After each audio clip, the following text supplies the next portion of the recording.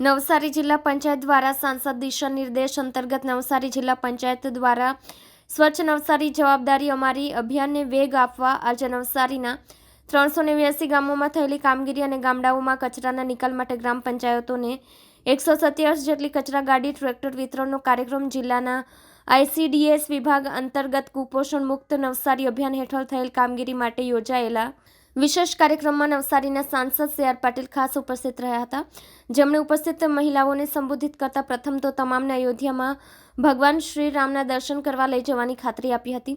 સાથે જ વર્ષ 2009માં તેમના સાંસદ બન્યા બાદથી નવસારી દેશમાં અગ્રહરોળમાં જ રહ્યો છે, જેમાં સાંસદ આદર્શ ગામ હેઠળ ચીખલી દેશમાં પ્રથમ, સ્મોકલેસ નવસારીમાં નવસારી દેશમાં પ્રથમ રહ્યો છે.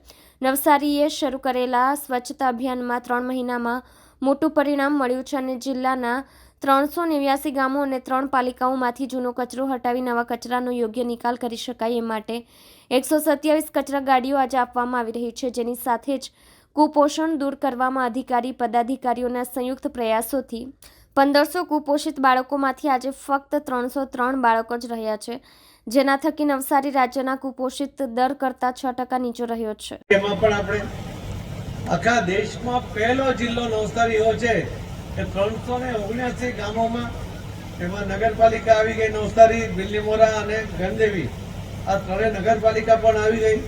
અમારા અહીંયા બેઠેલા બધા આગેવાનો અહીંયા પણ બેઠેલા હશે, બધા ચૂંટાયેલા પ્રતિનિધિઓને આપ સૌ સરપંચો સહિત બધાએ જે મહેનત કરી એમાં પણ કલેક્ટર સાહેબ ત્યારે યાદવ સાહેબ હતા, ડીડીઓ મેડમ હતા, એસપી સાહેબ હતા, બધાએ ટીમ લગાવી અને સાથે મળીને કામ કર્યું. આ 379 ગામમાં હવે એક પણ ગામમાં જે જૂની ગંદકી હતી એ બધી સાફ થઈ ગઈ છે અને હવે નવી ગંદકી ન થાય, નવો કચરો આવે એનો નિકાલ થાય એના માટે લગભગ 127 વાહનો આપવાના છે. એમાં ટ્રેક્ટરો, એમાં 48 જેટલા ટ્રેક્ટરો તો આવી ગયા છે. એમાંથી હમણાં 5 ને ટોકન આજે આપીશું, બાકીનાને આજે કે કાલે અનુકૂળતા બધાને ટ્રેક્ટરો આપી દેવામાં આવશે. બીજા પણ જેવી ડિલિવરી મળશે એટલે આપી દેશું. કેટલાક 2 ગામ વચ્ચે એક ટ્રેક્ટર હશે, કેટલાક 1 ગામ વચ્ચે એક ટ્રેક્ટર હશે. પણ સરપંચો સહિત આપ સૌને પણ વિનંતી છે કે કચરો યોગ્ય જગ્યાએ નાખવો, કચરાનો રોજે રોજ નિકાલ થઈ જાય. તમારા ગામમાં ઉકરડો નહીં જવું જોઈએ, એની કાળજી કરો અને એ રીતે પણ તમે બધાને મદદ થાય. સ્વચ્છતાને કારણે આખા ગામનું મોરલ ઊંચું આવશે. સ્વચ્છતાને કારણે આપણા બાળકો કોઈ રોગમાં ન થાય, એનું સ્વાસ્થ્ય સારું રહેશે.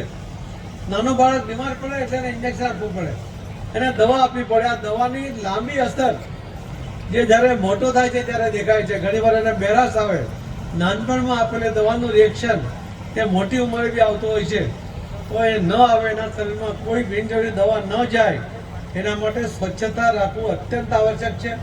અને સ્વચ્છતા રાખવા માટે જ મોદી સાહેબે ટોયલેટ પણ બનાવી આપ્યા.